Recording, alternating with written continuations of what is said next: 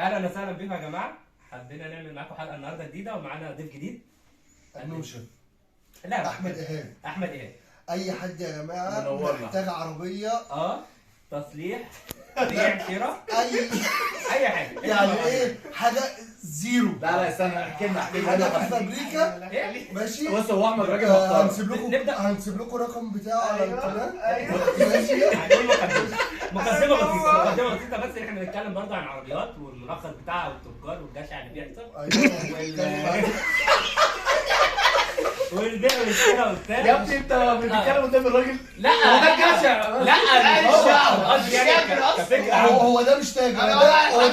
هو ده بيسلمك للتاجر.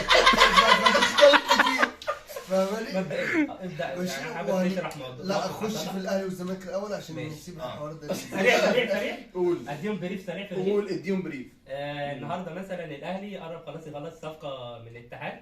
مين هو؟ مروان عطيه مقابل 2 لعيبه جامدين جدا. ايوه بيقول لك احتمال بنسبه كبيره عمار حمدي ومحمد محمود زائد فلوس. عمار حمدي لعب عندنا اساسا. ما الصليبي لما رجع منه بقى. الف سلامه عليك. تمام. ده بالنسبه للاهلي بسرعه يعني. وفي صفقه كمان افريقيه قربت تيجي خلاص. طب بالنسبه للي هو جه دفع فلوس ما وخد هو ده غلط. انا ضد الصفقه.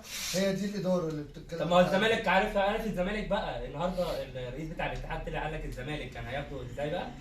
كان هيدفع فيه 20 مليون جنيه الزمالك. ايوه زائد 4 لعيبه منهم اوباما. بينهم شبانه اللي هو بيلعب اوريدي اصلا في الاتحاد. كان هياخدوه نهائي مش اعاره. منهم محمود علي. تخيل. المهم يعني الصفقه اصلا هتلاقيها بكره في اهلي او الزمالك. بقول لك ما خلاص يا عم خلصونا من الكوره بقى. رجعونا للحوار بتاع العربيه. انا عايز اقول لك ايه الزمالك برضه. انا عايز افهم الزمالك انا مرتضى برضه. الزمالك عشان مش عايزين. هو مرتضى ده رئيس نادي نادي الاهلي. سريع. الزمالك برضه النهارده خلاص صفقه فتوح وعبد الله جمعه خلاص اتصفوا. خلاص شكرا كده. بس مفيش حاجه ثانيه. ثانيه. نرجع للعربيات بقى. اتكلمنا عن جشع التجار بقى بالله عليك. لا بص قول موقف حصل لك في حياتك في العربيات. كان واحد صاحبي ايوه جاب عربيه كيا سبورتاج. مش مهم. لا بلاش عشان ما نعملش عربيه كيا بس مش سبورتاج. بس مش سبورتاج. كيا بس مش سبورتاج. ايوه المهم القناه بتاعتنا كنا جايبينها من واحد يعني ايه مصدر ثقه. وثيق من فوق. اخونا يعني هو كان معانا في اسكندريه قبلها باسبوع. ايوه والعربيه كانت طبعا قعد قال لك عربيه جميله وعربيه كويسه بجد يا احمد كويسه. ثقه بقى. ايوه يلا تمام. المهم خدنا العربيه من هنا وهو وبابا فورنا. اشرح حالتك يلا اشرح حالتك. لا سيبه يا احمد. اصل انا هنا بتكلم يا جماعه ما حدش ياخد ثقه من حد. ايوه حتى لو صح. حتى لو كان احمد. حتى لو كان عايز السمكري. ايوه حتى لو معانا في الشارع. ايوه حتى لو بيفطر وبياكل وبيشرب معانا. مسافر اسكندريه ده اهل البيت. والله العظيم كان مات معانا في الاوض. يا عم انا مالي ولا اللي اديتها لك. بقيت معاك في الاوض ازاي؟ المهم يعني كنتوا بتعملوا ايه؟ العربيه بعد ما خدتها حصل ايه؟ المهم العربيه كانت فاتحه كانت مغيره نص قدام ولا مش عارف نص ورا. ايوه المهم يعني بنكمل عربيه هو بس هو كويس ان هو قاعد معانا يعني دي تدل ان هو مثلا ان هو الراجل طبيعي عادي يعني عمل فيه كل ده وقاعد بيضحك. الدنيا حلوه الدنيا حلوه. ما هقول لك على حاجه. ما الراجل ما اتاذاش في حاجه. هو الحمد لله هو برضه اتراضيت. احنا مش عايزين ساعتها بص صلى على النبي. على اساس هو مش موضوع اذى ومش عارف. بالظبط. هي ابويا بشوف حظ. طبعا عشان عم يسوي راجل خلي بالك. انت ابوك ورا ابوك بقى الحلقه دي. ما يقصدش الراجل برضه يعني. هو راجل كان عايز يعمل مش انا ماليش دعوه ولا عربيتي ولا عربيه. انت وسيط. كانت عربيه واحد وانت وانا بس خلصت كده. طب مش زراعه ربنا يا عم احمد. مش زراعه ربنا. انا عربيتي عشان موضوعنا بقى علشان برضه كلمه للناس راعوا ربنا. كملها يا جماعه. بالظبط كده. انا مش عايز اسوي السمكري يعني. بقول لك ايه هو الاستاذ بتاع حمله ليله التحرش. اول حاجه راعوا ربنا. لا بنوضح الراجل بيقول جشع التجار. لا انا عايز اوضح حاجه ثانيه. انك لو عايز تجيب عربيه خد اسلام. ايوه هو اسلام ثقه مصدر قاعد معايا. انا على المصدر نفسه. طب ما هو انا اسلام بيشتري من مين؟ من احمد. يا عم برضه. هي مرة. طب هي مره هتكررها تاني؟ طب يعني لما كررتها وتلاقي هيثم يا جدعان انا بس بقول لكم ايه، هنسيب لكم الرقم بتاعه. هو خد رقم هيثم. رقم هيثم برضو، بس على الاقل هيثم مش صاحبنا صح؟ ازاي يعني؟ انا اول مره اشوفه. المهم مش برضه منطقة انما برضه. انت يعني يعني بالنسبه للعربيات عموما بقى، بالنسبه للعربيات عموما دلوقتي تنصح الناس بايه مثلا لو حبيت محدش يشتري واللي معاه مزاج. لا هو على فكره هو بيتكلم صح. ايوه برضه هو بيتكلم صح. يعني لو حد مش معاه اصلا عربيات هيشتري خلاص يعني انت مواصلات. مثلا هنري مثلا اشترى عربيه. كانت مال ولا ثواني نكمل الخطه رجعنا يا جماعه. تخيل بس عربيه هي عربيه حسنت من نفسها. بالظبط، يعني حسنت دخلها. عملت صح. كانت مال ولا اتقلبت؟ ايوه كانت شغاله في مصر راحت السعوديه. مسكت الليل الاعلى. يعني مثلا تشتري عربيه سراتو تلاقيها بعد الشهر بقت سبورتاج بقت حاجه عيب كويسه. عيب. لكن ما ينفعش تلاقيها مثلا سبورتاج قال 28. يعني تخيل بقى، يعني مش بس قلبت من المانوال اوتوماتيك، لا وكمان بيقول لك ايه، يعني مثلا كانت بتتقال ان هي 19 كيلو. ده من ضمن الحاجات مثلا. 19 كيلو رشه كلها. لا 19 كيلو دول جم ازاي ما تعرفش. انا لسه اعرف حاجه بس، يعني احنا يعني تقريبا لما اسمع يعني ان هي تقريبا مشيت 200 كيلو، ازاي بقت 19 كيلو؟ فهمنا بقى. الدولار. والبنزين غير والكهرباء زادت. الدولار غير كل حاجه في البلد. بالظبط بالظبط. غير النفوذ. لا تحط لا، بس على فكرة- النور مكانه في القلوب. النور مكانه كل حلقه، كل حلقه لازم تتقال. انت ما بتنزلهاش؟ ما هو علشان خلاص الناس حفظتها، هي مره بتمسك طب تلعب. يا استاذ احمد انت دلوقتي تحب تنصح الشباب تحب اللي عايز الشباب اللي عايزين يركبوا عربيات، اللي عايز يروح يجيب عربيه اوبر، مثلا. نفسه يشتغل، اللي مفكر نفسه لما يجيب عربيه انه كده هيشتغل، تحب تنصحهم بايه؟ بص الكاميرا هنا ما تبصليش. ايوه تمام. لا انت فكك بقى، بس انا سيبك من الكلام ده كله. وهي شغاله فاشله. انت كلم الناس عن النيسان ال 2010 لا كعربيه محترمه جدا. جدا بس. زيد بقى كمل. ان 16 محترمه بس الا عربيتك. بص ليه يا اسطى؟ ليه بقى ليه؟ يا ريت عشان كانت مانيوال وبقت اوتوماتيك. عادي بس كده. هتفلت من دخلها. والله لا جد. بس يا جماعه دي حاجه كويسه والله. عارف ليه بيقول كده؟ علشان برضو واحد صاحبنا لبسنا فيه. يا جدعان ثواني، انت المانوال ولا الاوتوماتيك احسن؟ لا طبعا. لا هو في لا المانيوال طبعا. بس اوتوماتيك. ايه السؤال ده؟ لا مريحه. الاوتوماتيك احسن طبعا. انت بتتكلم عن المريحه ولا على الطريق؟ على الطريق مانيوال طبعا عشان بس ما تقولش مالناش دعوه بالزحام بقى انت لو هتشتري احنا دلوقتي عربيه بنتخانق. تشتري دي مانوال ولا اوتوماتيك؟ اكيد اوتوماتيك طبعا. بس فهي العربيه عملت ايه؟ بس ما تقوليش يعني لا أصل اي حد يبقى. بيسوق عجل هيقول لك يا عم احنا مانيوال. مالناش دعوه، احنا أيا مش كان. بنسال. طب انت مش هنتخانق. العربيه مانوال واوتوماتيك. انت مالك؟ انت عندك عربيه؟ لا انت بتعرف تسوق بس اساسا؟ الراجل لسه بيقول ما تجيبش انا معاه توك توك اوتوماتيك. كهرباء. انت ما بتعرفش تسوق عجل. لا ما بتتكلم بحبش العجل. العجل ممكن تقع فيه. سواق موتوسيكلات. ولا ما بحبش موتوسيكلات. عربيات. طيب بي ام دبليو. طب قول لاحمد بقى يجيب لك عربيه. طب هتصور لي الفيديو بتاع اللي قلت لك عليه.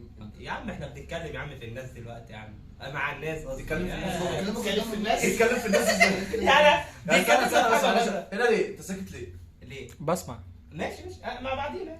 اصل احنا الحاجات دي اه دي شخصية. خدلت. كده كده هنري مصدوم من العربيه اللي غيرت في نفسها. العربيه تغير في نفسها وانا لا. الواد كان نايم اوتوماتيك صحي لقى مانيوال. اه او العكس فاهم.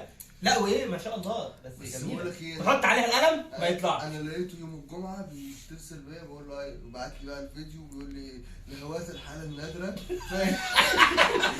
يا اسطى انا منزل اعلان وربنا يا اسطى. و19 بقول لك ايه، انا شفت الاعلان وجريته مش دي بتاعتك، بس لقيت احمد سيد قلت هو بيبيع العربيه ده اول مره خالص. لا، هو بيبيع العربيه ليه؟ قلت له تمام يا اسطى، لقيته بيقول لي ايه العربيه يا اسطى رشه كلها ما عدا ده، والعربيه كانت مانوال، وبعد كده انا فكرته بيهزر. هو ده هو وقت الحالات النادره. ادينا ادينا. ده يا عيني الراجل جاي. لا بجد هو الموقف ده جامد جدا. الراجل جاي يا عيني عايز يشوف بقى التحفه اللي قدامه دي. يا اسطى الراجل كان رايح المنصوره لف رجع لي. اه والله. ده تخيل. ده يكرم. لا ورجعوا معاه واحد بقى كمان وبايه بيكشفها العربيه تمام. ومن بعد ما كشفوا فجايين بقى ليا انا والراجل المحترم ده ماشي، وبيسالونا بقى هو مين يا جماعه اللي نزل اعلان؟ بيني وبينك بصينا لبعض وقلنا مين؟ اسلام. اول حاجه بعينيه على طول. انا هو صعب القرار.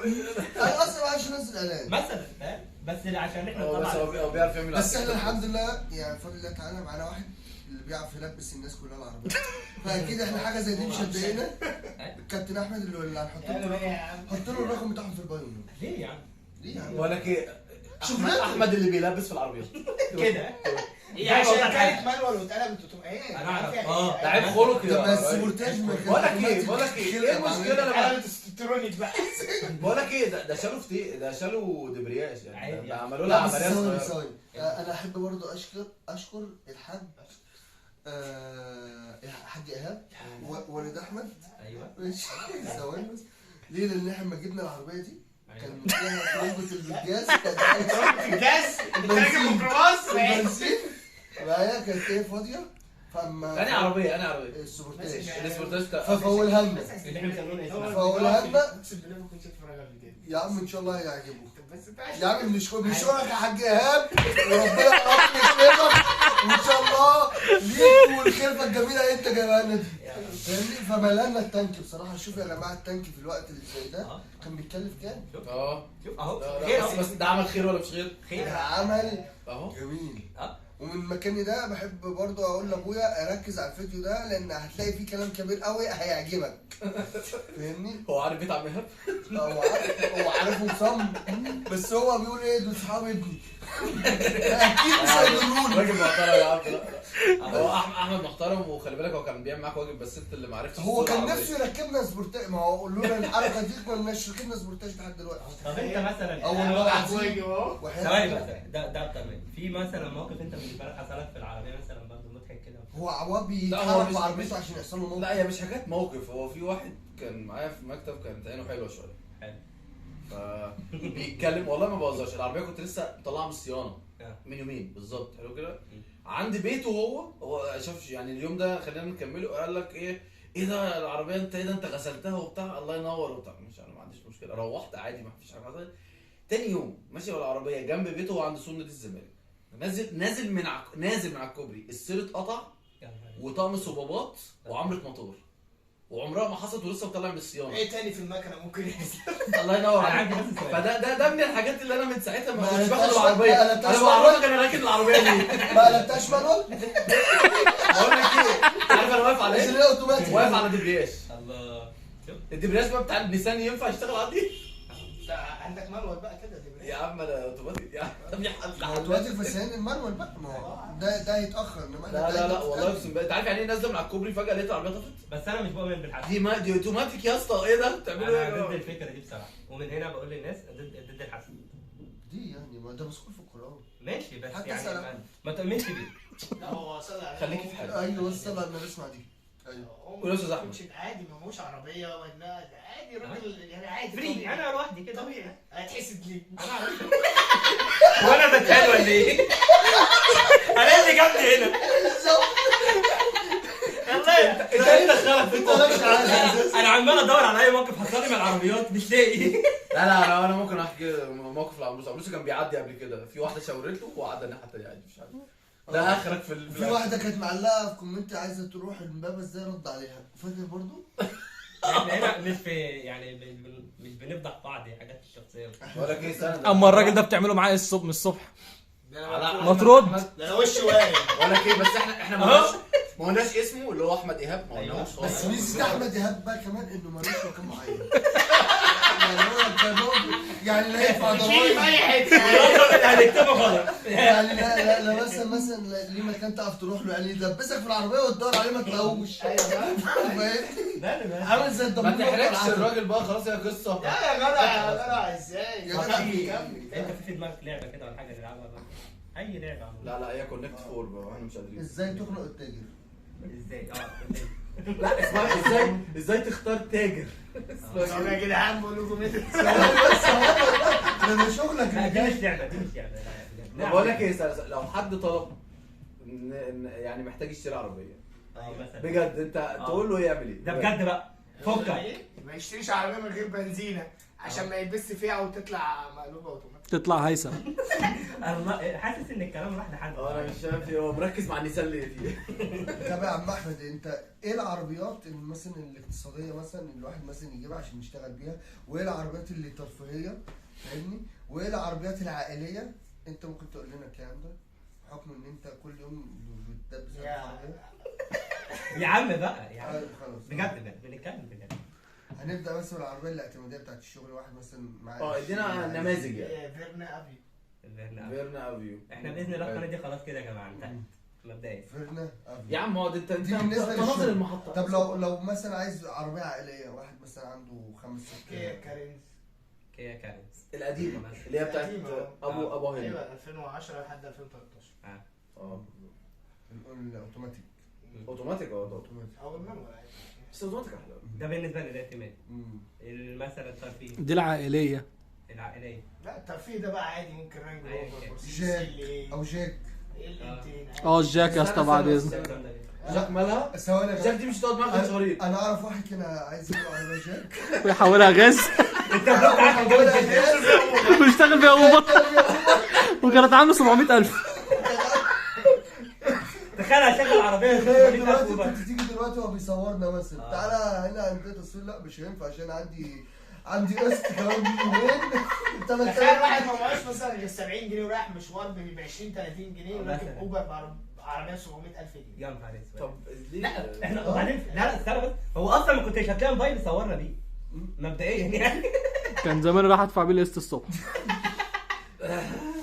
بس هو فعلا والله هو منه بني ادم طيب وكويس. ايوه ليه ابن حلال. ليه في مانوال ده كان اوتوماتيك. ربنا رزقه هيثم زي ما رزقنا قبل كده بقنوشه ايوه وبابوه واخوه. يا الحمد لله. انت دخلت اخوه. ايوه اخوه محمد. ده محمد ده كان ساعتها. اديها كام دلوقتي؟ اتفضل يا حاج اسامه. انا بقول نقفل قبل ما يفتح تاني. اركب يا حاج اتفضل اركب. وهتجيبه في الدور.